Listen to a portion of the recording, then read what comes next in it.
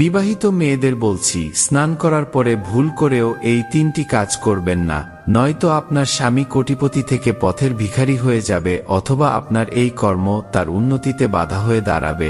জানার আগে যারা মন থেকে বিশ্বাস করেন যে বিপদে পড়লে প্রভু শ্রীরাম তাদের রক্ষা করবেন, তারা ভিডিওটি লাইক করে কমেন্টে জয় শ্রীরাম অবশ্যই লিখবেন। কিছু মানুষের অভ্যাস রয়েছে, স্নান করার পর তারা বাথরুমে খালি বালতি ছেড়ে আসেন। এমনটা ভুলেও করা উচিত নয়, কারণ এটি করলে বাড়িতে নেতিবাচক শক্তির সৃষ্টি হয়, ফলে ক্রমশ বাড়িতে অভাব ও দারিদ্রতা নেমে আসে।